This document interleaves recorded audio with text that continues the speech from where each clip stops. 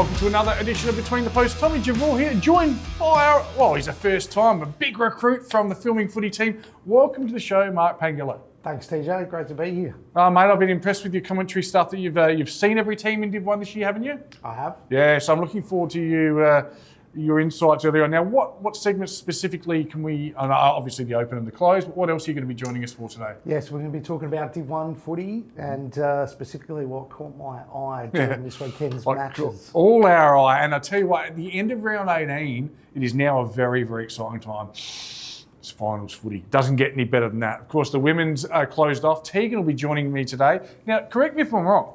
Are you wearing some Macron clothing there? I am, TJ. Some of the best teamwear in the business, a new partner for Filming Footy. Yep. And I've got the hoodie on today. Nationally as well. So Raf from Macron will be joining us and we'll be talking about the partnership and how you can get involved, your club can get involved with Macron. We'll be interviewing the BTR Excavation Division 1 Player of the Year. He will be announced. I assume the prize will be announced. The prize will be announced. I've just got the nod there from the producer, so I'm looking forward to that. I'm not going to say who it is. All that, plus all our usual segments. Great. I had a couple of goals and marks sent to me overnight, which I appreciate. I guess sending it to Jack at Filming Footy is a bit hard, but I passed them on, so you can watch out for them. And this is the part, we didn't do this in rehearsal, Mark, so I'm putting you on the spot here. Stay tuned, we're back with more. Between the Posts. Yes!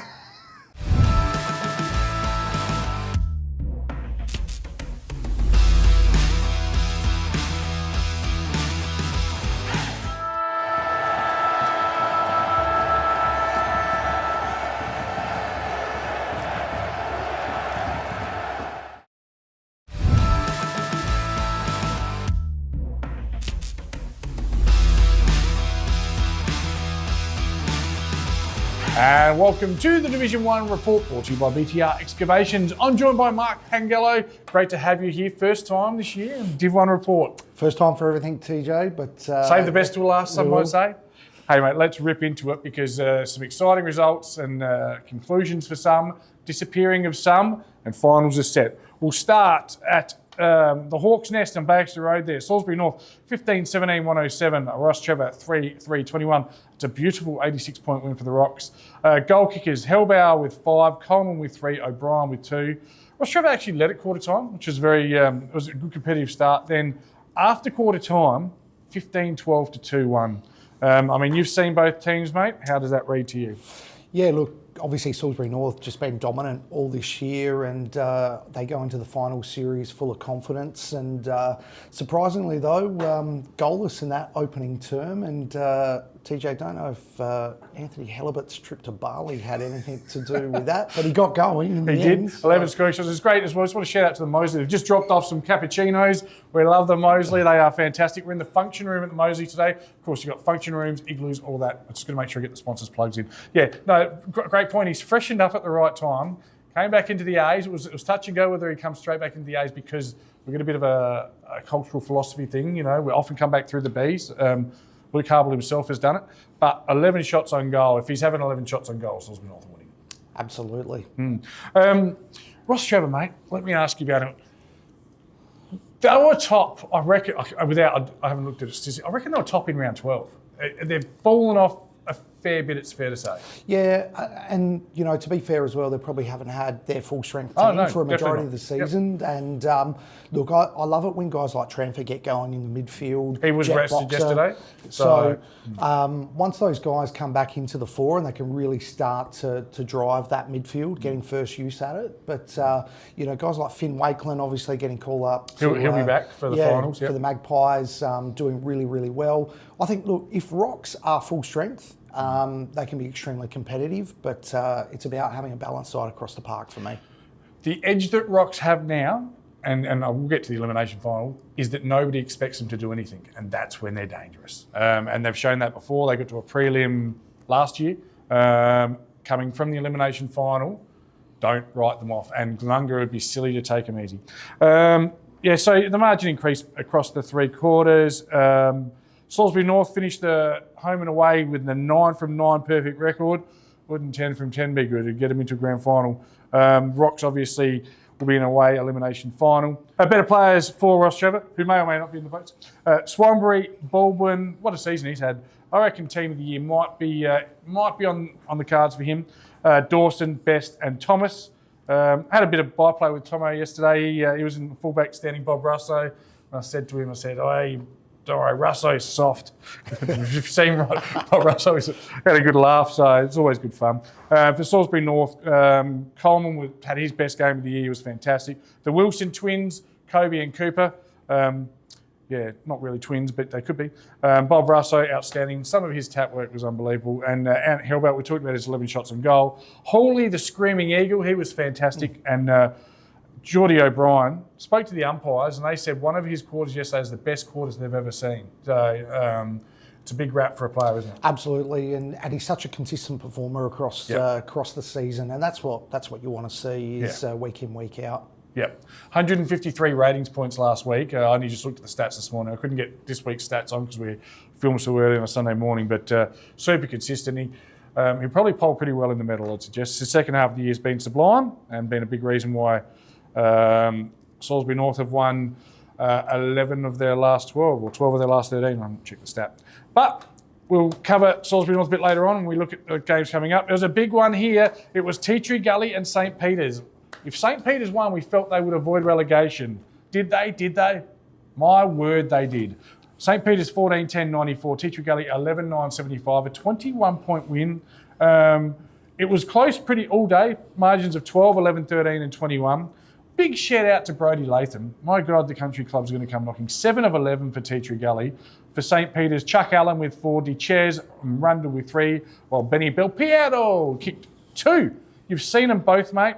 Tea Tree Gully have now finished 7th. I think St. Peter's leapfrogged them. I'll just double check that. They did. St. Peter's have finished 7th. Tea Tree Gully have finished 8th. Both shown really good signs at times this year, but just couldn't quite get the job done. Yeah, absolutely. And I think from Tea Tree Gully's perspective, back in the div this year, they just want to remain there. And I think consolidate. Absolutely. Yeah. And I think they can take a positive from that.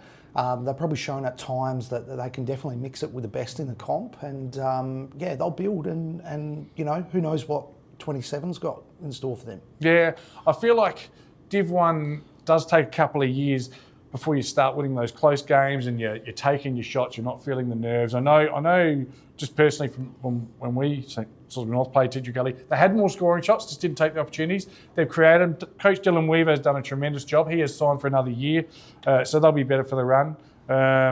They've got plenty of points to play with as well, so it'll be interesting to see who comes into the lineup to help out the usual suspects who are always good. And I'm talking Latham, Weaver, Penny, Personos, these types. So I thought probably one of their big pickups, Noah Hyde as well. He's fantastic. Awesome. Yeah, probably one of the best left foot kicks in the league. Just a real smooth mover. Great penetration. And absolutely. Yeah. And I don't reckon he made the association team. So he's probably a little bit stiff there. Yeah. But look out for him next season. Let me ask you this. Obviously, I collaborate with the coaches about Team of the Year, and I do get some input from all the filming footy crew. Did you have Noah Hyde in your Team of the Year? I think I did. I think a few people might be a nice finish to the year for the young fella. I played with his dad, actually.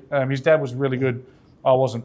Anyway, just looking at the commentators' notes, Spot controlled the first half, midfield and stoppages. Tea Tree Gully did stay in touch. When Penny was in ruck, they looked dangerous, but when he wasn't in ruck, it kind of hurt them a little bit. And it was the clutch moments from guys like Charlie Allen with his first quarter goal and Benny Belperio with his third quarter goal. Let's have a look at those votes. For Tea Tree Gully, better players include Latham, 7 goals, that's outstanding. Penny, Hyde, Rack and Olsen, really familiar names there, sort of a stock standard. It's probably need that next wave to come through to support them. For Spock, DeCesare, Charlie Allen, Stuart Rattray, Ed Allen, Hennes Nelligan, all very, very good. So next year, we will see these two teams in Div 1 and they'll look to build. Yeah, and I think they definitely got a bit of a scare. Did Spock? I saw him a couple of weeks ago, and they played Ross Trevor, and Rocks got the win that day, and they were very, very nervous. There was only a couple of games to go, but they got some stalwarts. You talk about those names: Nelligan, Stuart Rattray. Good to see Benny Belperio on the score sheet as well, the flying halfback getting forward and contributing on the score sheet. But yeah, bit of a sigh of relief from St. Peter's old collegians, but they'll go again. Yeah, plenty of their midfielders as well have had good years and are in the conversations for Team of the Year as well. Obviously, Nelly going to be one of those. He's had a great year, so good footballer. Oh, and through the magic of television, thanks to the Mosley, the coffees have magically appeared. How about that? Hey, let's look at Athelston and Golden Grove, and it's fair to say Athelston's last month hasn't been up to the standards of their previous three. Athelston 4-8-32. Golden Grove 24-11, 155. I'll just let you lead off with what you want to talk about. I know you want to talk about it. Matt Gale's favourite. Tell me about him. How many did he kick? The party bus. Yeah, Caught our eye, 12. And it's almost a shootout. We saw one kick 11, and Lenny's just said, look, I'm going to stamp my authority on this league and kick 12. All I'll say is it takes a bloody good footballer to kick 12 in a game. Pascoe 12, Horskins 4, Pullinger, Koslick and Brooks all kicked 2. It just blew out bigger and bigger each quarter. They won all 4 quarters by 40, 64, 92, 124.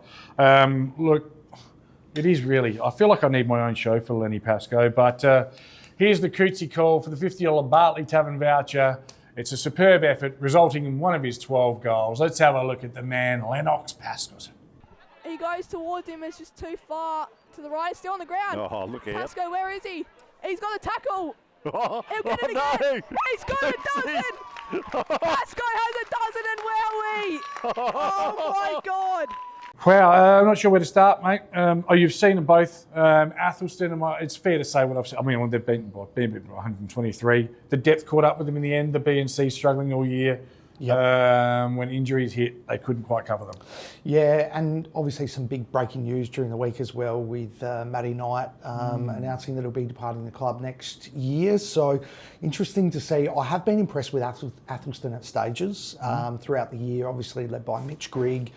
Supply inside the forward 50 has been absolutely unreal at times. Midfield's good. Midfield's very, very good. And yeah, but with a couple of departures, you just think, what, you know, are they they're obviously going to have to recruit pretty hard throughout the summer and come again. But they're still in Div 1 and, you know, you never know what's going to happen. Their biggest enemy could be the country piranhas that come hunting, sniffing a carcass, and we'll see how that plays out. Yeah, on Matty Knight, great servant, led Athelston to their most wins ever in Division 1, 7.5.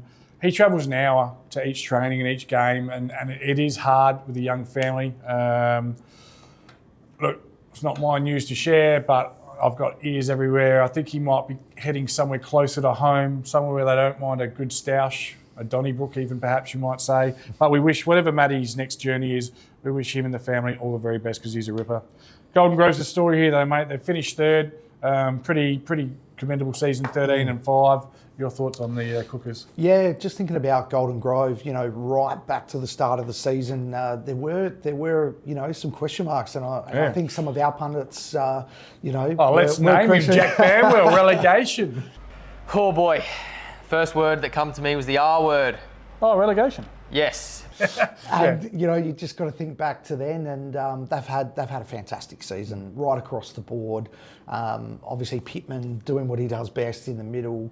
Lenny Pascoe, love the way he goes about it. Horskins has been super impressive at times, and you know, they've had players come in and out, but guys like Cam Shenton, when he's been able to play, has been absolutely outstanding. So yeah, an interesting matchup against Port Districts in the first week of the finals. That's going to be an absolutely massive game. And yeah, super impressive from Golden Grove. Yeah, I had him 7th at the start of the year, but that information was based on the fact that, well, Shenton was coaching at North. I'm at North, but didn't realise he'd be released. And North had a lot of Sunday games, which helped. And Pascoe had signed elsewhere, I'm told. I didn't see the signature myself, but reneged and came back, which was great for the Kookaburras. Cavallaro as well. Didn't think he was playing, so they got a lot of those real key players in, and if I hadn't known that, I probably would have had them. They're the only team I didn't have in the 5, so credit to them, and who knows, they could go all the way. Let's just have a look. Golden Grove, great skills. Athelston struggled when the pressure was on. Better players. Well, you know Pascoe's in there somewhere. Pretty standard stuff. Jake Pittman, Mitch Payne, very, very good. Koslick, The Pony Horskins, the for Athelston, Randa, Mooney, Stevens, Zayton Santillo continues just a tremendous season, and it's a tough way for Athelston to finish the year, but they've got a full pre-season to reload, and we'll see how they go. Next one, unfortunately for Payneham, it's a winless season, much like Broadview and Old Iggy's before them. So both those teams have bounced back pretty well. It can happen quickly. PNU 7-4-46, Glenunga 20-21-141. It was actually a really close game in the first half, 18-22 the margins, but then Glenunga put the foot in the throat, 62-95 the ultimate margins. Just quickly, the goal kickers, mate, before I get a comment. The Pip Dog, Dylan Pippett with 3 for PNU, whilst for Glenunga, Marchiaro had his best game for the club with 5, Mac Taylor 4, Jess Temmie and Big Pross with 2 apiece, whilst they had 7 individual goal scorers. That's 11 goal kickers. 11 in a row. The Rams, eh? Tell me your thoughts. Yeah, the Rams, I've called their games for the past couple of weeks, Yep. and they just keep going and going and going. And we must mention as well, obviously, they haven't had Nathan Grommer on the sidelines, obviously recovering. He's out of from- hospital now. He's the out, bloody beauty. which is Yep. which is fantastic. But just to give people a bit of an insight, I did notice at 3/4 time the other week that the assistant coaches were getting a phone call. Yeah, he rings And, Pitto. He rings Pitto and you can hear him in his hospital bed just clamping the bedpan. Which is unreal. So He loves it. Yeah, it just goes to And show. how good is filming footy. Without the service that we provide, I'm not want to pat ourselves on the back too hard, but it's so good. And I know just yesterday, without getting too sidetracked, people from Tasmania messaged me because they said the stream's down. Or like, just people really get great access, and Nathan, of course, was the benefit of it. Yeah, absolutely, and great to see that he's still involved. And it's really obviously footy, getting him through a tough time. And the Rams have just been absolutely unreal. I've been super impressed with the likes of Geordie West. He was rested yesterday. Rested yesterday, but absolutely dominating hitouts whenever he's out there. But obviously the Rams are building. They just keep going and going and going. And let's see how far they can go. The equation's simple. They've won 11 in a row. If they want to win their first Div 1 flag, and since I've been alive, they got to win 15 in a row. And there's no room for error. That might be the bit that gets them, but we'll see. Payneham, past Players' Day yesterday, 1986 reunion, 2006 reunion, so a really good turnout there. Tommy Turek and his merry men, James Colias, Tyson Burrows, all still legends. They get older, the stories get taller, but you can't take away premierships, they last forever. Even saw the footy chick Lisa right there. Blow me down. Anyway, there is a nice highlight for PNU. It's a Jag Meat Week snag of the day. Let's have a look at Dylan Pippett doing some of his best work. James gave it off to Pippett. Now Pippett from the impossible angle. He kicked a goal. He's kicked a miraculous goal, Pippett. Yeah, look, good first half by PNU. Got a note from the commentators. Marchiaro could have kicked 10, so obviously missed a few, mate. But let's just touch on PNU. Your thoughts? Yeah, look, a difficult season for Macca. But I have been impressed with some of their players, the likes of Maunda. He's good. He just keeps fronting up week in, week out. Obviously, Pippett, Coreno. They've had a little core that just keep turning up every week and giving their all, but ultimately, it's a really tough season, and you got to feel for the players that had to endure that this season. Yeah, and look, it was on the cards, and well done to the legend that is Gary McIntosh for putting his hand up to cover for a year. But I don't like dealing in rumour, but generally my mail's pretty good. I know Pierce Seymour is in the conversation, Team of the Year player, former Payneham junior, so he can come in as a 0-pointer. Having played at Nord for the last few years, I dare say some people will come with him. Nord finishing top in the sample, that's a great start. And with a junior program that's had a full quota for the last decade, they can bring in 0-pointers. This could turn very quickly for this club. I watch this space. I expect them to... I look at Broadview, who they dropped down to 4th yesterday, but they bounced back quite beautifully in Div 2, so it can happen real quick. Better players, Pippett, the Big Tree, Mundsberg, Matthew DiVigilio. Now, this isn't me. He was in the best players. That's a great recovery from Devo. He got thrown out of a pokey room for over-celebrating a free games win on Friday. I saw it with my own eyes. Boffa and Kristancic, Marchiaro, fantastic. Zach Smith, Defender of the Year, just about. Wiseman, Mac Taylor, Jesse Temmie, When you win by 95 points, you've got a few good players. Let's move on, mate. Port District and Shockers. This was a big game because could Shockers get this win and survive? They win, they probably stay up. They fought hard. It was even at quarter time, but in the end, Port District just too good. Port District 16-9-105, Sacred Heart 9-10-64. Tom Gray with 5, Shepherd and McKay with 3 apiece, Sam Gray with 2. That's a forward line 4 that the envy of any. Whilst 4 Sacred Heart, Glorious, what a great year he's had, young Connor Glorious with 2, as did McAuliffe. The margins even 21, 38 and 41. I did say I just can't see Shock surviving because I just think this time of year, Port just turn the dial up. Yeah, absolutely. And Districts, you know, this is where they play their best footy. You know, they know that come September, they're ready to roll. And, you know, Shocks at times this year from the games that I've seen, you know, they've just really struggled for a big forward line target. That for me has been probably the area for them that they just haven't been able to get going and relying on a lot of the smaller guys to contribute on the scoreboard. But yeah, nonetheless, some of their midfielders, you know, the likes of Bo McRae, getting great support there, and Simon's on a wing, Hilliard on the other wing. Yeah. Their wings are as good as anyone's, I reckon. So yeah, I agree. Look, they've got a footy factory. They've got an E grade, I think. So they've got 5 teams to work off of. I'm almost certain. And then they get something that local clubs don't get. They've got a first, second, third, 18. They've probably got 60 kids coming through to regenerate a list each year. 18-year-olds ready for senior footy who've had a really good at that footy factory, had a really good grounding. So Sacred Heart will be dangerous in D2 next year. yeah, absolutely. Better players, the Grey Boys were fantastic. Sam McKay, Dom Denton, Moddy Stack, Carter, Ferns, all very good. For Shock, Maroney, Hilliard, McRae, Underwood and Finkler. All right, mate, it is time to move on. It is the business end. We are completed. Let's have a look at the ladder at the end of the minor round. There it is. And just posing for the benefit of those of you with flash photography, the minor premiership goes to Salisbury North. You've seen Salisbury North a couple of times, haven't you? Yeah, I have. Really well deserved from them, and obviously Lukey Hable doing a terrific job at the Nest. And you know that just goes to show the consistency throughout the year. And you know, full credit, they get the week off now and freshen up, and they'll come again. I believe they're playing the winner of Port Districts and the Kookaburras. Yes.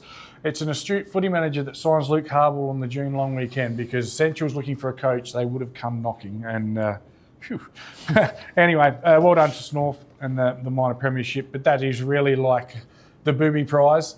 It doesn't mean anything if you don't back it up over the next month.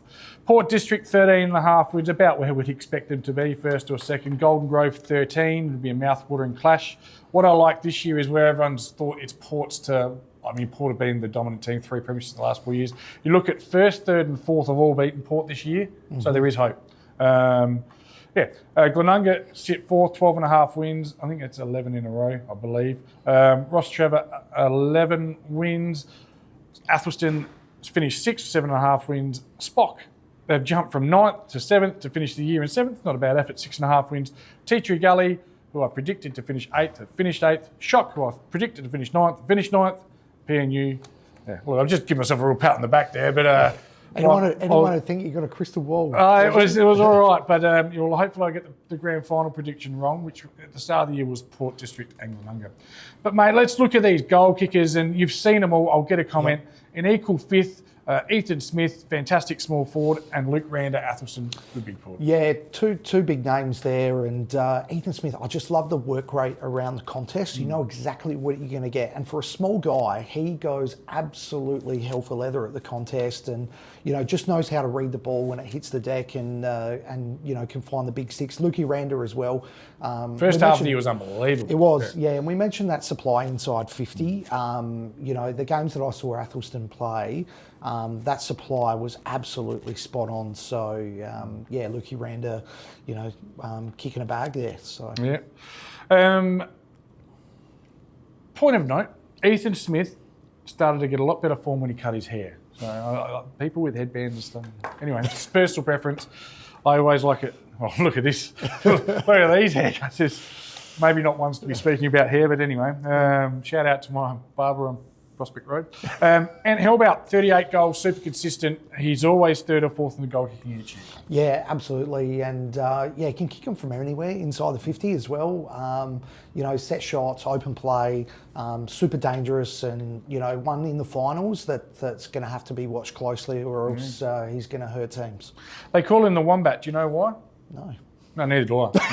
Anyway, I call him Tony. Third place in his best season of his career, 47 goals, Nick Wunke. Yeah, once I saw the game, or called the game, where he kicked 11.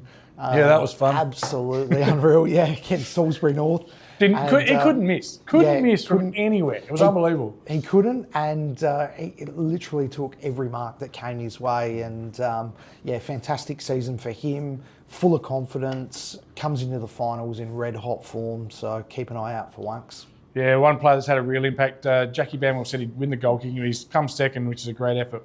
51 goals, Gav Shepherd. Yeah, Gav Shepherd obviously last season was running around for Angaston, and he's come back Metro this year. Always presenting, always offering that forward target. Really great contested mark as well. Yep. So he can clunk one, and his goal kicking has been super accurate this year. It's really hard with the matchups with Port because, as we've mentioned, that big 4 or 5 they've got up there, you just don't know who to put on who. But yeah, and look, we've talked about him a fair bit already in every segment. Lenny Pascoe, 88 goals, you star. Let's look at this week's games, mate. Salisbury North with a much well-earned, deserved week off. They'll need it. But we'll start with the elimination final. It's at Webb Oval. It's Glenunga and Ross Trevor. In round 4, at Webb Oval, it was Ross Trevor by 4 goals. But at round 13, once Rams found their faux shizzle, they beat Ross Trevor by 8 goals. So Ross Trevor have beaten them before. No one expects Ross Trevor to win. Does Bootsy have a sneaky plan that might just get the job done? Yeah, look, it was a different Rams at the start of the year compared to where they are now. Yep. Obviously resting a couple of boys during the week, and they'll come back. They are super fired up. For me, the Rams at Webb, at the moment, they're untouchable, TJ. So I think they get the job done. There was a sequence there where I think it was 23 in a row they won at home across that 2.5 bit period. And the team that at the start of that last beat them was Ross Trevor. So Ross Trevor have beaten them there before when I was coaching, which is great. Rams by how much, boss? I think the Rams by 23. I was actually going to go the Rams by 23 as well. So you can take it to the bank. 23 is my number. Maybe that's just subconscious sneaking in. Rams by 23. I think it'll be a lot closer than people expect. If Ross Trevor could take their chances early, because they actually had a lot of the play early as well yesterday, just couldn't hit the scoreboard. Wakeland gets a heater. Tranfer controls the midfield. You never know. You just don't know. It's finals footy. Anyone that thinks this is a foregone conclusion is an idiot. All right, no offence. Second versus third is the qualifying final, or QF1 these days they call it. It's Port District and Golden Grove at Country Living Homes Arena down at Port. Again, the points were split. In round 1 in the grand final rematch, it was Golden Grove by 20. Of course, Port won the grand final last year. In round 10 at Port District, it was Port by 43. Your thoughts on this matchup? Yeah, I love Port District at home. They're going to feel comfortable. They're going to come in there, familiar surrounds, and look, Golden Grove though, when they came and the match that I called, they were right up until the contest until about the third term, I believe. And then, Port Districts, they just turned the screw and started to kick away. So, that'll be in the mind, I believe, of the Boroughs. And, for me, that's the challenge. Can they put that past them, start afresh and really take it to, arguably, the second best team in the comp according to the ladder at the end of the year. But, I think Port Districts get the job done. How much? 46. Wow. So, Golden Grove's problem is Davo will go to Pascoe and he matches up well on him. He's a very honest footballer. He won't care if he has 2 touches. If he can keep Lenny under 4, Port win. But for me, the battle in ruck between Scooter Lysette and Mabila Jack, who's come in and done great things, that's crucial. Because if you can get that field position and structurally control the midfield positioning, you can get the job done. And let's not forget, he's the reigning medalist, Pittman in the middle, extracting that inside work, can get it to the outside runners. you never know. But I just think there'll be too many good players for Port floating through. You've said Port by 46. I'll go Port by 10 points. I think it'll be a lot closer than people expect. It should be a really good game of footy. I think Golden Grove, to win the premiership, probably have to win this game. That's the way I see it. Absolutely. So, all right, this has been the Div 1 report. A bit longer this week because there was a lot to cover. Thanks to everyone who watches each week. Thank you to Sacred Heart of PNU. I'm sure you'll be back in Div 1 real soon, and we look forward to seeing who will join us next year. We'll be back next week with the finals edition of the Division 1 report.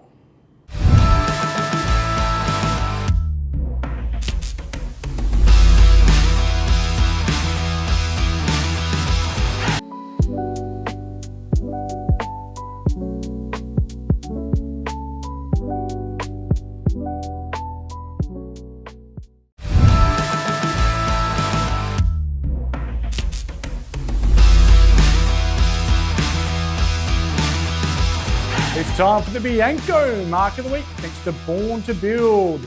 The winner of last week's $100 voucher is from the St. Peter's Football Club, Tom Rundle. There we go. Back into that pocket. Oh! Oh my word!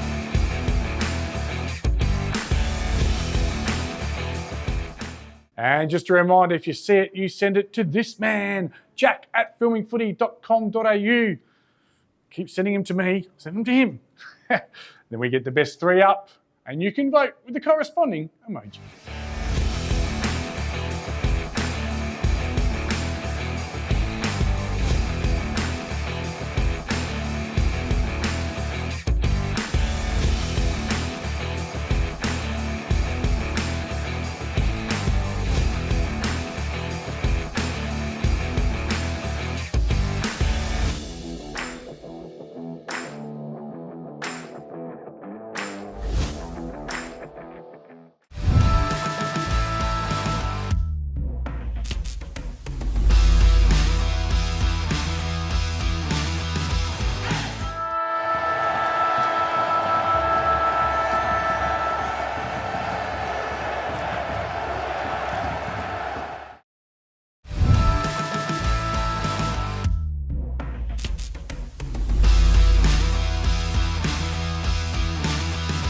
DJ here with the Between the Posts exclusive. I'd like to welcome to the show Jacob Bob Russo.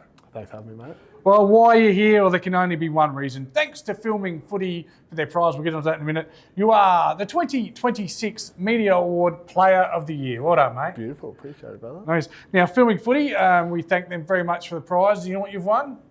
No, you're telling me the It's first written time. right there. So yeah, you only have just found out today. It is $2,000 cash. It's called hard cash. So well done, mate. Well deserved. I just want to quickly go over the top 5 because, there was some tremendous footballs in Division 1. This, of course, was voted on by a 3-2-1 basis by the commentators who did the games each week. So in equal 4th place, it was Lockie Pascoe with 15 votes, which is fair enough, 88 goals. Joey Haynes, 15 votes. Geordie West with the best on ground yesterday, got him up into 3rd with 16 votes.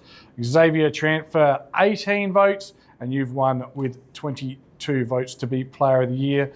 I know you've been good, but how has your year been? It's been good it's finally good to play some consistent footy. I've had a lot of injuries over the last 3 or 4 years, so yeah, I've only had the 2 games off this year with just minor injuries, so yeah, it's good to get back and just play 16 games, and yeah, it's been nice. Obviously, it's the best season of your career. You've won the medal. What would you put down as the reason for your improvement and the sustained consistency you've been able to play at? Like the difference between your best and your worst games really come in. You're very consistent now. I guess it's just a management of load with the coaches and just looking after the body on and off the field, and just getting the body good. And yeah, I guess having Claughts there to back up Matthew Claughton as well, really important. So you're not rucking for 4 quarters getting bashed into by 6'8" monsters. He's a great help for sure. Yeah, Kareem Abdul-Claughton there, he's done well himself. Who are the other players at the club that support you, or the other leaders that just help support you and help you grow your game? Oh, we have leaders all over the ground, really, everywhere. But obviously having Geordie O'Brien as the captain, leading from just playing and then getting the boys up and about all day. So yeah, he's a massive help to me and everyone else. But yeah, And you're in the leadership team with Geordie and Jake Wagner. and Jake Wagner, yeah, Fortunately injured. yeah, done his AC join, and yeah, he's trying to get up for the grand Yeah, final. But we'll as you see. would. Yeah, no, we wish him all the best. And I had a chat with him yesterday, and thankfully he's pain free now and can work and stuff. So you just hate to see that happen to any footballer. Take me through the coaching group. Yeah, as footy manager, I get a fair bill from the 19 coaches we have. I'm not asking you to list them all, but how important has that been and their influence on your game? Yeah, obviously we got our line coaches with Jordan Boyle, Rod Brown, and Eddie Hocking, with like Luke Hubble overseeing everything, and they're just awesome. They're just clear cut and know what they need to get out of the boys every day and what we need out of each quarter. So yeah, it's good to have them, and hopefully we keep them around for a few more years. Keep building the good club that we've got. Yeah, it's important I don't release too many secrets from behind the scenes, but did I see 2 weeks ago Luke's document on a Thursday was 57 pages long about structures and setups? This week was 72 pages. 72 pages. So if you think that Div 1 coaching, you phone it in, it is a different world these days. I get tired reading it, so I don't know how he writes it all. Every part of the ground is positioned, and nothing is left to chance. I know as a club we spend 11,000 on analytics, so you can actually watch clips of the moments you've done well, and of course the moments you haven't done well. That sort of feedback's crucial, is it? Yeah, absolutely. We do reviews every week and talk through the line coaches and the main coach, and it's great to have the vision, have the stats, and go through everything every week in, week out. It's awesome. Yeah, I like this the voting system here with the two commentators voting, because it's not the midfielders' medal as such. Whilst Pittman has won it before, and Davis, it's great to see a full forward in there, a couple of ruckmen and a backman. I do like this. But speaking of medals, association medals, you haven't won an association medal yet. You might. Did your dad win 3 of them? He won 3 back in his day. Yeah, it's been a good idol for me, like good inspiration. Yeah, keeps me level-headed when I think I'm getting too good. He'll bring me back down to earth. It was good fun. What grade were they in? C grade. Sorry, I'm done. Yeah, okay, we'll cross that question off the list because it's not relevant anymore. $2,000, mate. What's the plan? Oh, well, I'm getting married in about 6 weeks, so pay off the wedding, and then we're going to Europe for about 4 weeks after her? that. To her. That would have been awkward. Yeah. That's funny. No, sorry, where was the... We're going to Europe. Oh, beautiful. After That will be handy. That'll get you a couple of croissants. Wanted to wait till after the season, unlike some. Yeah, I know. It's very considerate of you. Look, just as the cleaners come through and just want to get involved in our interview, this is a very serious question. How important is it having a high-level and handsome footy manager? Nah, Tommy, you've been great for our footy club, like on and off the field. You're also a massive inspiration for the whole team with what you're going through at the moment too. So it's great to have you around. Oh, look, it's the greatest gift I get is being able to not focus on my own health issues. And I'd be there yesterday singing Raza, Raza. I just get up and I have my kids. My kids are playing with Bo's kids and Harble's kids. It's just such a great family club. We all have dinner together. I mean, back in the day, I used to have a couple and get thrown out at the close, but it's just not like that anymore. The boys just get around each other and get around me. I love it. Goals for the rest of the year, mate. This is great, but I reckon if there's something you want more, I'd hope. We're just taking it week by week at the moment. We'll just see who we're going to verse in 2 weeks and go from there, get past that, and then who knows what can happen. But after the season, we just want to keep our group together and keep building the good, connected club that we've got so far. And I can say that you've signed for next year already. Yeah. We've been very proactive in that space. Yeah, no, we've signed nearly half of our A-grade team already, which is awesome. So yeah, we've just got to keep building. Everyone talks about recruitment, recruit this, recruit that, and we are speaking to some really good recruits, which I'm excited about. But retention is where it's at. Absolutely. That's what you need to do. So yeah, but look, it's interesting you say 1 week at a time, week off this week, but what I like about this year going into finals is that Salisbury North have beaten Port District and they've lost to Port District. They've beaten Golden Grove and they've lost to Golden Grove. So I reckon it's who performs on the day. Oh, 100%. Do you have a preferred opponent? That's probably a silly question. I don't think you can answer that. Nah, I think we can beat anyone on the day, and anyone could beat us. It's just the best team on the day. Yeah, I'm sure we can get it done. Yeah, no, beautifully done, mate. Anyone you want to thank? Obviously thank my fiance, soon to be wife, and mum and dad. They're always supporting me, and just the just the boys around the footy club. They make me enjoy footy, allow me to enjoy footy, and just make life a little bit better. Speaking of your mum, I don't want to get sidetracked too much. We're nearly done, but she's been great for our footy club. She's a real godmother's probably the wrong word, but she laid the foundation for what we've now got 2 senior women's teams. She must be a great role model in her own way for you as a footballer. Yeah, well, she actually coached me in juniors for 3 years, and we won 3 flags there. And then she went on to the women's teams, the women's juniors teams, and played a couple grand finals there, but unfortunately lost those ones. But it's been awesome. No, shout out to Wendy, and currently raising money for breast cancer. So she's a good woman, no matter by any measure. All right, mate. Last thing, I'm not even sure what I'm going to ask you. What would it mean to the Salisbury North Footy Club should they break? I think it's a 40. It might be a 50-year drought. 50 It is. We had the 50-year celebration this Yeah. year, and what would it mean to the club? Obviously, we've been very close in a couple of grand Hit the grand post finals. to make a draw. Yeah, unfortunately, but it'd be huge for our club, just to put us back on the map, and just keep building what we're building right now. It'd be awesome. Well, the worst Salisbury North can finish is 3rd, and that would be not good, but the world is your oyster at this stage. I remember back when you were a 17-year-old commentating a game where you were, I think it might have been your first A-grade game. It was at Salisbury North, and I remember turning to my co-commentator and saying, this kid's good. Of course, you nearly went to the Junior Olympics as a high jumper, so you might be a big, beefy, strapping lad, but you can also jump, and your year in ruck thoroughly makes you deserving of the Player of the Year, so congratulations. Appreciate it. Thank you very much, mate. This has been a Between the Posts exclusive with Jacob Bob Russo. He is our Player of the Year.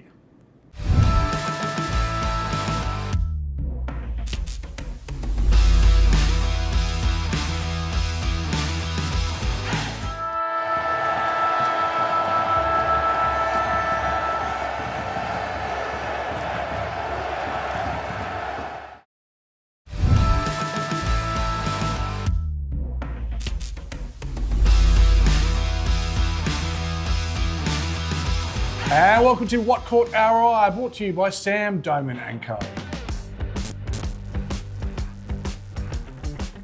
Thanks for your great support, Sam, of the segment, the league, and the clubs that you sponsor. Now, Mark, your first time on What Caught Our Eye, pressure's on, and I understand you're looking forward instead of looking back, which is an interesting way of going about it. Absolutely. Well, it's finals time, so why wouldn't you? Yep. Right, I'm going to take the lead here because I'm talking about what's happened, you're talking about what's coming. So I'll go first.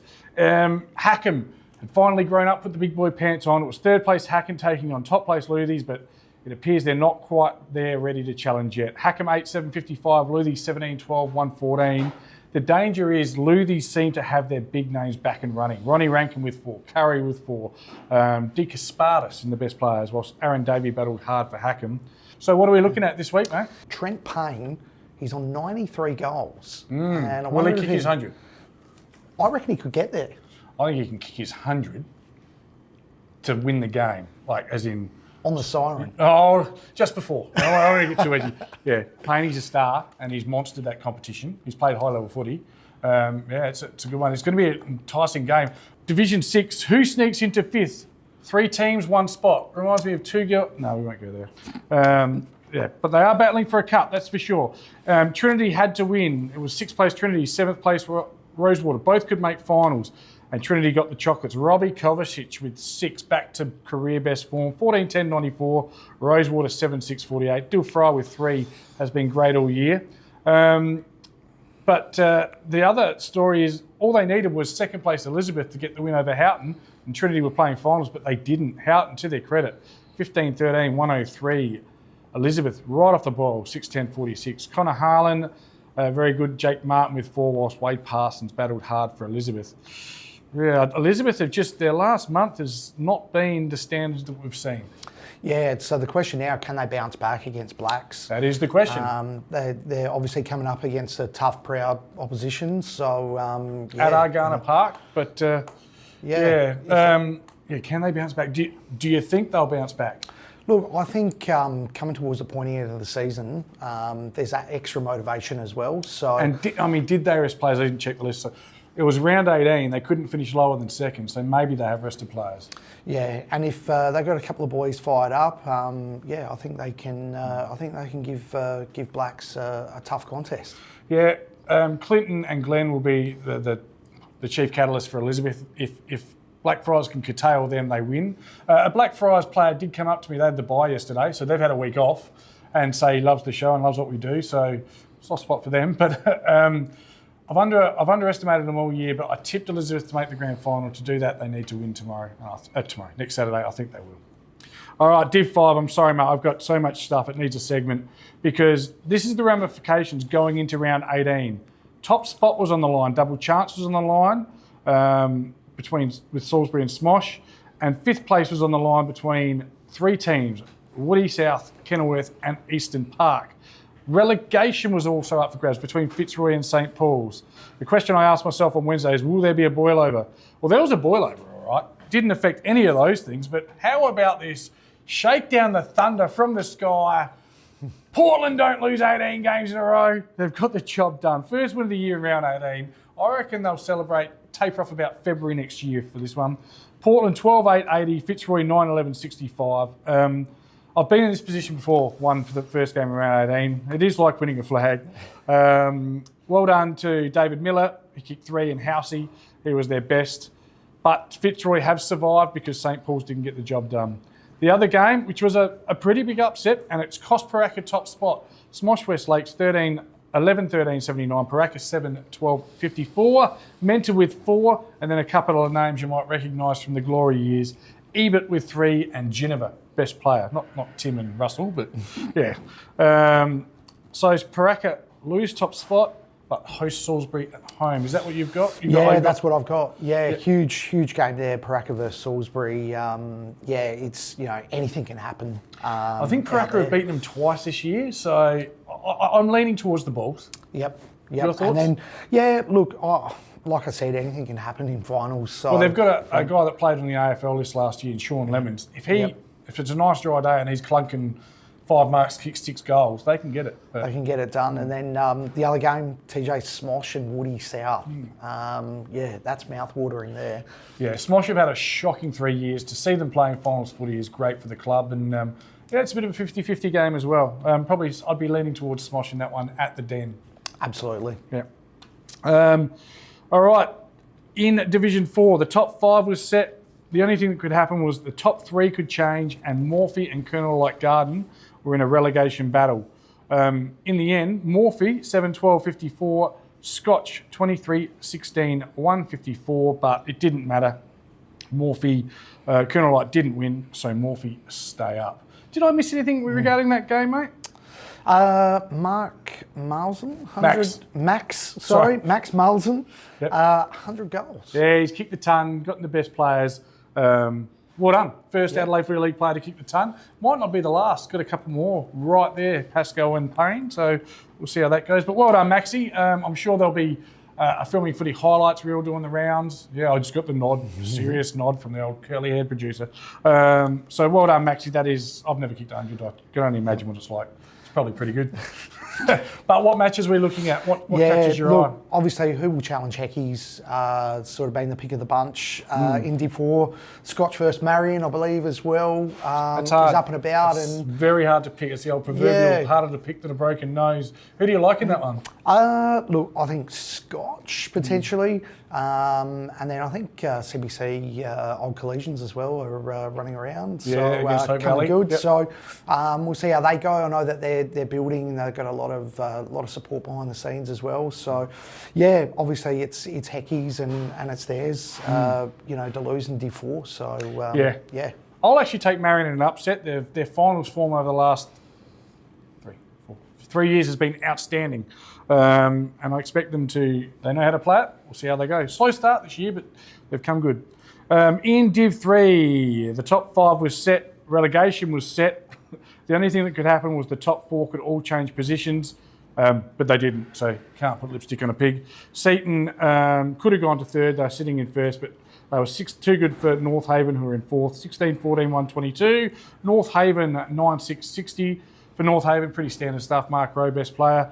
For Seaton, Sutcliffe with 4, and Moff Murphy continues his good form. Best on ground again. So well done to Jack there. It's a tremendous effort. What are we looking forward to most in Div 3, mate? Yeah, Foss versus Walkerville, that's going to be absolutely massive. Yeah. You know, two sort of powerhouses in Div 3 going head to head, and it's a really interesting Div as well. Like, you know, you think about the opportunity to get promoted to Div 2, and Big step. and then you know you're another step away from Div 1. So it's a you know it's a real balancing point. But yeah, that's just a huge game in Div 3. Tip? Walkies. Yeah, I agree. I think Walkies, it's, again, having an AFL player in the middle of the ground should give you first uses. We'll see how that pans out, though. Walkies have been favourites at times this year as well to take the flag. Foss never really have been, but gee, they've done well to finish second, so watch out for the boys from the Skull Cave. In Division 2, positions 1 and 2 could have changed. Broadies, Goodies and Brighton are all half a game away from each other, and well, Broadies have fallen at the final hurdle by the smallest of margins. It was Flinders Park 11-12-78, Broadies 11-11-77. Lockie Farrell with 3 for Flinders was the star, whilst PJ Carlin, who is the nephew of someone in our studio audience today, kicked 3 was their best. It's nice to have a studio audience, isn't it? It's not huge. So, yeah, talk me through, what are we looking at next week? Yeah, Broadies Brighton looks like it's going to be the pick of the bunch there. Both times they've met, the solitary point, TJ, has separated these two sides. So yeah, for me, I love the Bombers, love the way they go about it. I think they're going to get the job done. I reckon Broadies might need a wet day. Brighton with Simmons up forward, and yeah, it's guesswork. They've played each other twice. They've both won by a point. How can you be sure? You think Broadies' home ground advantage would be an advantage, but it's finals footy and it's all on the line. I'll just be completely honest and say I don't know, so I'll tip Broadies at home. And in Division 1, the ladder prior to round 18, the top 5 could all change positions, believe it or not, and Shock and Spock were in a relegation battle. Well, a nervous Salisbury North on top went out and got the job done by 86 points over Ross Trevor, so they've earned the week off. St. Peter's beat the Gullies and Sacred Heart went down to Port, which means shocker by baby, off to Division 2. Yeah, and look, we've got we've got some massive games shaping up. Port versus. I'm taking the week off, mate. You're taking the week. You're taking. Don't get ahead of yourself, Javal. Yep. What have we got? Yeah, Port Districts and Golden Grove. Yep. I went a bit early before and I said Districts by 46 in that game. I think they're just a bit too strong at Country Homes living, and September is where they do their best work. And then Glenunga versus Rocks. I think on Webb Oval, the dimensions of Webb Oval, obviously a smaller ground. I think we're going to get a bit of a shootout between those two sides, but the Rams at home, we know what they're all about. So I think the Rams are going to get that one done. You want to know my thoughts? Check out the Division 1 report with Mark and I. It was good this week, wasn't it? It was. All right. Thanks for joining us for What Caught Our Eye. We're back next week with What Caught Our Eye Finals Edition.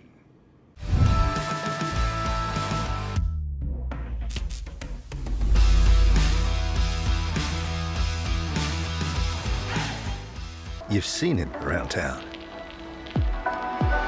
He walks with purpose. With only a short introduction, he leaves a lasting impression. This morning, he was a regular guy in a tee. Now, he's fitted with confidence.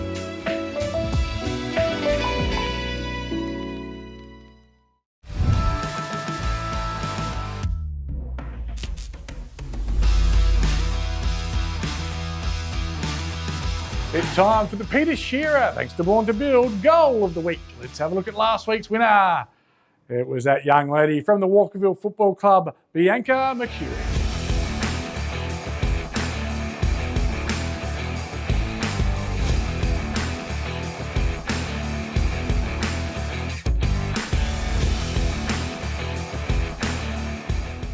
We had goals aplenty yesterday. If you saw a good one, you better send it in. Just jack@footy.com.au, and you could be nominated. If you want to vote for a nomination, you just do so with the corresponding emoji.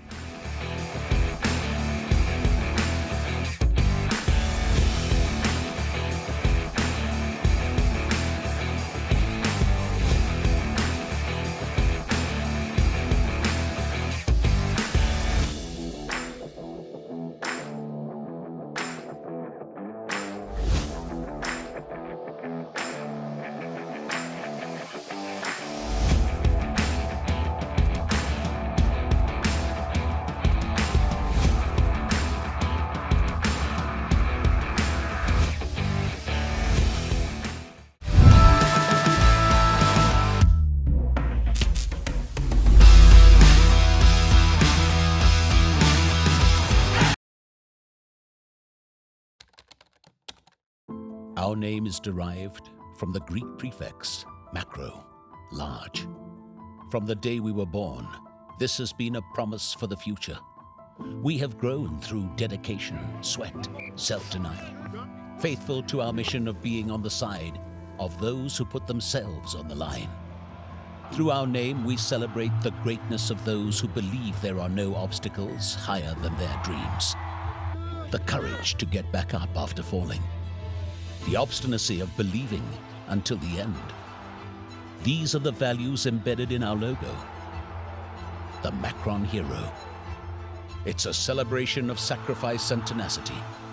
Up until your personal victory, until your arms are in the sky. Become your own hero.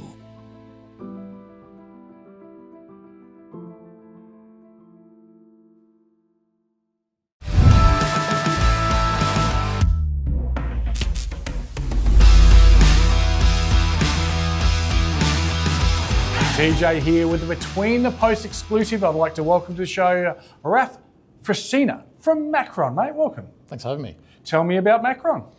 We're a global brand, a big brand, and we have a Macron Sports Hub here in Adelaide. So our focus is to sell into the grassroots community and build the brand from there. Yep, beautifully done. So, and you've given national support to the Filming Footy crew, is that right? Yes, we have, yep. Beautifully done. We really do appreciate that. Thanks for being a partner of Filming Footy. Is it true you also do the Port Power range? Yeah, we supply Port Adelaide since the COVID year, actually. So, a new venture into AFL footy, something that we hadn't done before. Yep. But the club's wrapped with it. Yep. We're talking about really sinking your teeth in at grassroots level, though. So, what sort of sports and clubs do you actually associate with now? Yeah, so I guess nationally and locally, soccer's our bread and butter. Yep. We do a lot of cricket. If we look at the national teams are supplying cricket, we've got the West Indies. You do the West Indies? South Africa as well. Yeah, cool. So yeah, we're well equipped there, and yeah, we have netball, basketball, all sorts of sports. And Mark Pangelo was on a previous segment. In his beautiful macro, he swears by it. What are we talking about apparel-wise? We do everything, the whole works and jerks, or do you specialise in certain areas? We do absolutely everything. I guess our point of difference is our quality. Italian brand goes without saying, and the access to it. So we have a warehouse in Italy that we're able to draw from stock instantly, and we hold some stock locally. So we're talking Guernseys or everything. Everything. Netball skirts. Yep. Socks. Yep. Wristbands. Yep. Everything. So looking to get into more local clubs, we'll just get our Jackie to bring up the link on the screen, if you could do that. So it's as easy as they go on the link and it's at their fingertips? Yeah, absolutely. We work predominantly with clubs and associations, so partnering with local clubs is of their benefit. So we set up an online store for them that's live 24/7. Yeah, beautiful. And they have access to selling the product and earning some revenue as well. Yep. Hopeful to get down to Paraka and do a show. We'd love to support our sponsors. Tell me about what's at Paraka. Is that a warehouse or? Yeah, so we have a warehouse and showroom. So our operations are there locally. Basically, we import the product or we hold some stock, and we have the heat press machines, printing, and we embellish everything and personalise and send it out to the clubs or customers. Yeah, fantastically done. Tell me about the business itself. Your role, you're the... So I'm the director of the Adelaide branch, yep. And it's, I mean, obviously it's national because you've got a distribution comes from Italy. How many people worldwide involved in Macron? Oh, there's close to 600 now nationally, and basically Macron created a sports hub concept. Yep. So a sense of belonging, a place for people locally to go and purchase their goods. Yep, and that's Macron. Yes. I made that assumption. Look at the branding. So look, it is fantastic. They're not a Johnny-come-lately business. They're a national body, proud partner of us, so we always want to support those that support us. So thank you for being on board. Any shout-outs to any staff or family members? Just the two staff, the full-time staff that we have, they're excellent. So we've got a small team, but... Mention them. Daniel and Matt. Well done, Daniel and Matt. What's your favourite item? Last question. Favourite item? That you sell? Would have to be the pants. So a lot of people get around the pants. They're a training cross casual. Oh, And okay. anyone that's You can dress them up or down? Just touch them. They've been very impressed by them. Yeah. Ah, beautifully done. Look, mate, thank you so much for being on the show. As I said, the links are provided there, and you could do much worse than go to Macron for all of your apparel needs.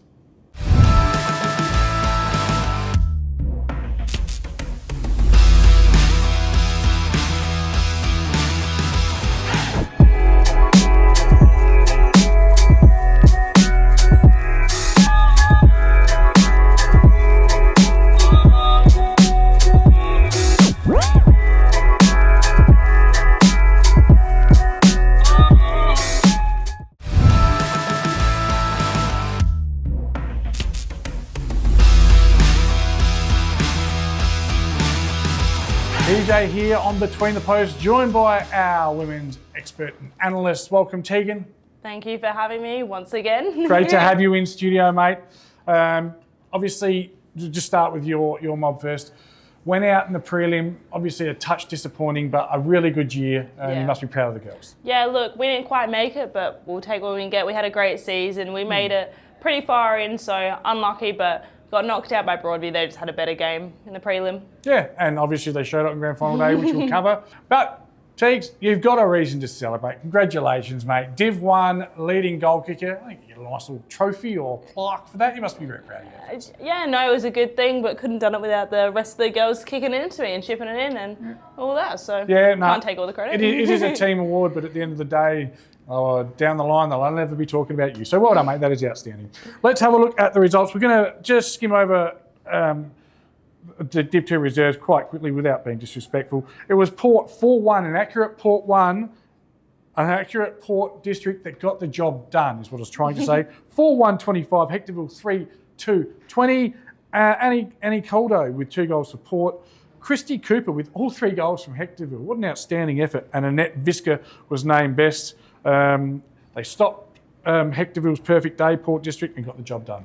Yeah, great game. And Christy Cooper especially, she's had an amazing season. If we're talking about goal kicking, she dominated, and she's the forward that Hectorville were looking to hit to every single game. Yeah, she might be looking at some A-grade time next year. Well done, Port District, our Division 2 reserves premiers. But let's look at Division 2 now. This isn't the game you commentated, so I'm going to go over, and Hectorville Hounds were absolutely outstanding. 10-5-65, Brighton 1-1-7. Grace Whitaker with 4 goals, Roberts and So with 2 apiece, whilst Hannah Wallet hit the scoreboard for Brighton. It was close early, only a goal of difference at quarter time. This was still played at, where were they played? Campbelltown. Campbelltown, Yeah. which is of course Ross Trevor. Yeah. Then they blew it out in the second quarter to lead by 30. Still 30 at three-quarter time and 58-point ultimate margin. It was party time in the last quarter when you know you've won that premiership. A great result for the Heckies Hounds girls who will go back to Division 1. Yeah, it's great news for them, but yeah, I honestly wasn't expecting it. Bombers have had such a strong season as well, and they came back, and obviously Hectorville just brought their A game that game. So yeah, congratulations to them. And I could be wrong, I'm not looking at any, but I think they were both 13-3 in season. Is that right? Yeah, Is that right? I think around about that. They had a few wins and a few losses, like a couple of losses, but majority wins. So yeah, they were sitting top of the ladder for quite some time, and then Hectorville did overtake them on the ladder. Yep. Let's give a shout out to some of those better players who helped create the premiership success. Shemaine Crosby wearing the Crosby sweater, Rosie Boone, Sasha Hardini, Hannah Jerker-Jenkins and Zena Hunt were fantastic for the Hounds. Whilst battling hard for Brighton was Maya Von Arx, daughter of Vanessa Von Arx from the Bay, Jax Kerr, Madison Cameron, sorry, I'm really sorry, Madison, if I stuffed that up. And Rachel Killian, who has been around for a while now, playing good footy. So well done, Hectorville Hounds, our Division 2 premiers. Good effort. Yeah, good effort, but yeah. It is what it is. It is what it is. Happens. Now, Teacher Gully, just like Hectorville, were going for the double. And I must stress as well, Hectorville will come into Div 1 with depth there. It's really good for your A's and B's together. Well, the Teacher Gully reserves team actually did get the chocolates. It was Teacher Gully 5-7-37, Morphy Park 4-2-26. Caitlin Adams, the star for Morphy Park. But it's the Gullies who are all the rage and premiers. Mitchell with 2 and Georgia Sharp best on ground. You commentated the game. Take us through the match flow. Look, they were at the first half, it was very even. Got a lot on the board first half, and then a bit slow, and then it was just Morphees in the third quarter. And honestly, wasn't quite sure who was gonna win it. But then fourth quarter, Tea Tree Gully came back like I've never seen before. Morphees were in the lead in third quarter. Fourth quarter, Gullies were all the way. They did not drop their head one single bit, and that's what won them in the game. They were determined to win, and they did. 12 scoring shots to 6, so you suggest the team that deserved to win won. What were the post-match celebrations like? Can I also say this entire day, best celebrations, and also they had so many decorations from their supporters. They had doof sticks. What, pardon me?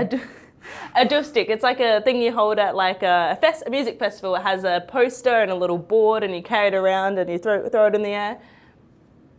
Doof stick. A doof stick. People will know. Wicked. 6'7". Sorry. But yes, no, they had a lot of decorations. The vibes were immaculate out there. Yeah. So yeah, everyone was getting around each other, and obviously Tea Tree Gully A grade were playing in the grand final, so a lot of them stayed back, and Gullies had a lot of supporters out there since both of their teams are playing in it as well. And can I also just say they've come up from Div 1 this season as well. This is their first season in Div 1.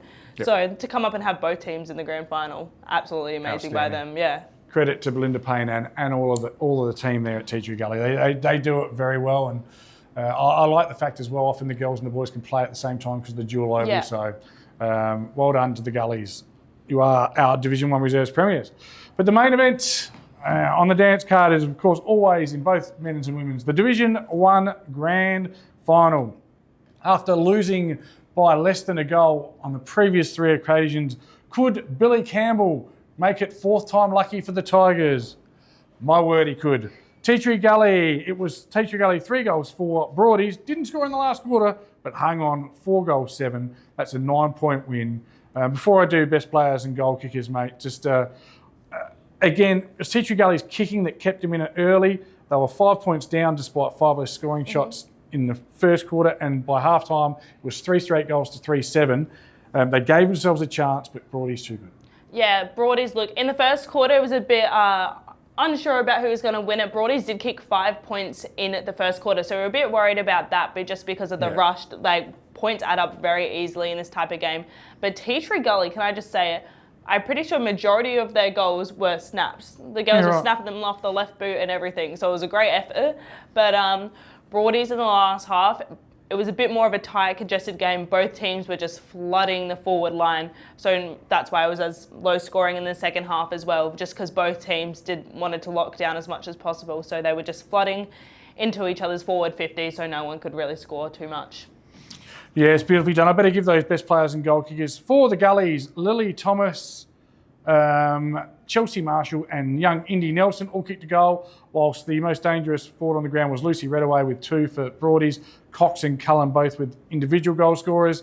Best players for Broadview, Brie Arthur, Latonya, Cockatoo Motlop, Nikki Cullen, Jones and Keely Fay. I got Keely's name wrong in the last episode, so I got it right today. For Tea Tree Gully, Indy Nelson, A Star, Lottie Armand, Freeburn, Wigsell and Mishotta. I assume relation to former coach Justin Mishotta. Just going to read a text now from Coach Billy Campbell, who I congratulated probably way too early for his liking, but we shoot early on a Sunday morning.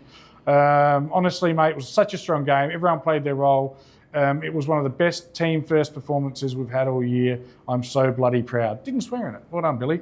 Obviously, I just sent him a congratulations. So well done to Billy Campbell. He is now a premiership coach, and 2 very good coaches on display there. Yeah, it is. He's a great coach, great guy. He knows how to fire up. You can see it in the camera if you watch back the replay. Him hyping those girls up at halftime. He wanted it more or just as much as they did. Yes. All right. And Brie Arthur, I've talked about ad nauseum all year because of her great commitment to women's football and junior football and promoting girls in the sport, both at North Adelaide and at her school. She's a star. Speaking to Brie this morning, Just to get some specifics from a team leader's point of view, Lucy Redvoy and Nikki Cullen were causing havoc in our forward line, along with Kellis Jackson-Martin in the air. There are a few moments in the last, but I reckon specifically there was a 2-on-1 moment in the air in the 450 where Shannon Thompson came across the offside wing and aerially dominated, which kept the ball in our possession and only 11 points up. So obviously they kicked goal. They could have been kicking a goal for the win. Great insight there from Bree. And thanks for responding at 7 in the morning. So look, it's hard not to look back. We didn't have Broadies as our flag favourite, but they've taken all before them, and we just got to say the heartiest of congratulations. Yeah, good congratulations. I actually printed out a poster of my beginning of the leadership, the goals of who's going to be my top 5. So I did get a shout out in some of Broadie's posters. So I apologise for not putting you on my top 5 next season. You guys are in. Do you know what? Well, we like to celebrate our success and own our failures. Oh, I had Broadies in. You didn't. Oh no, you had them. You didn't have them in at all. I did not have them in. Your sister had them in. I had them 4th. So, yay me. But we all had Morphees in the grand final. We were right off the money there.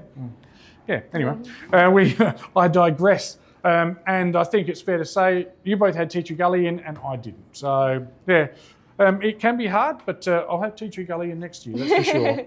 No, brilliantly done, Tegan. Any final shout outs or anyone you want to thank before we sign off?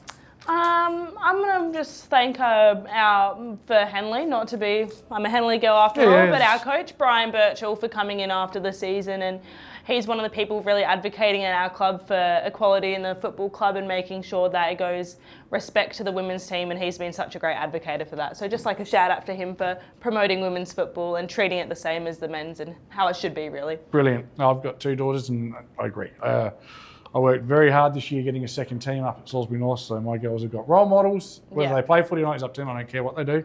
But, it's always going to be their choice. But what I do want them is surrounded by good people and good role models. So they are exactly that.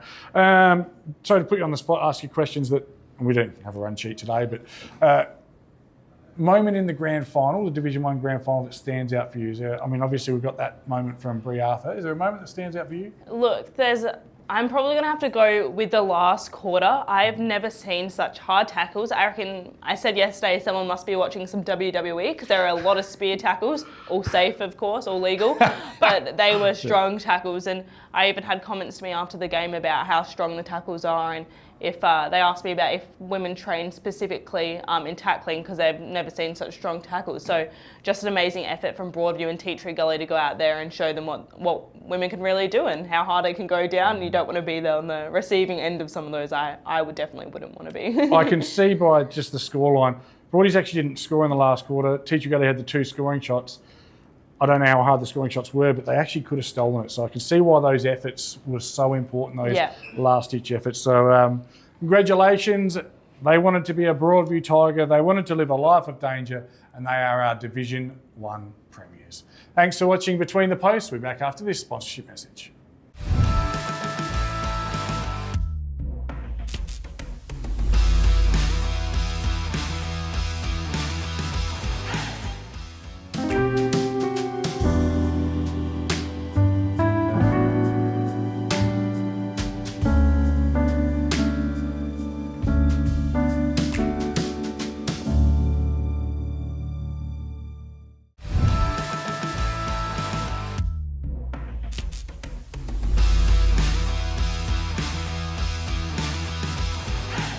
It's time for our Farmers Leap Coach of the Week. And the winner from the Division 2 Women's is Sean McNamara. Now, Coach of the Week is a very nice prize, a Farmers Leap wine pack.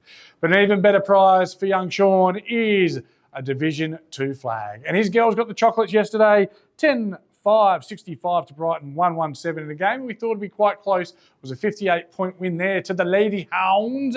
Congratulations, Sean. You're our Coach of our Week and our Div 2 Women's Premiership Coach.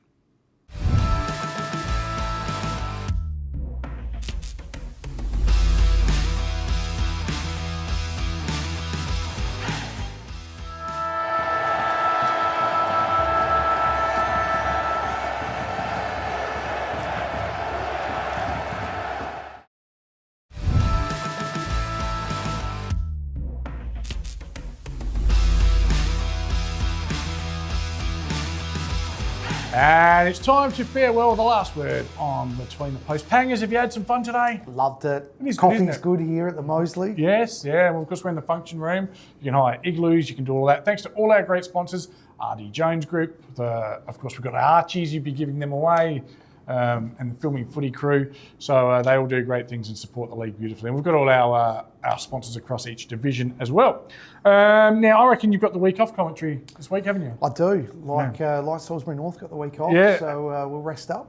Yeah, I'm not sure where I'm going to go this week. It's there's plenty of good games of footy. They're all finals footy now, and I think there's got to be an upset somewhere, and I can't wait to see where it is or who it is. Look, mate, not much else to add except this is the time of the year that players live for, and we wish all the teams good luck. Any final words from you?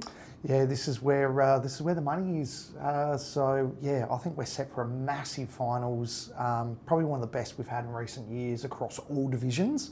So all the best to the men and women running around. Yeah, absolutely. That's all we've got for you. It's been Tommy Javor and Mark Pangolo. We'll be back next week with more Between the Posts.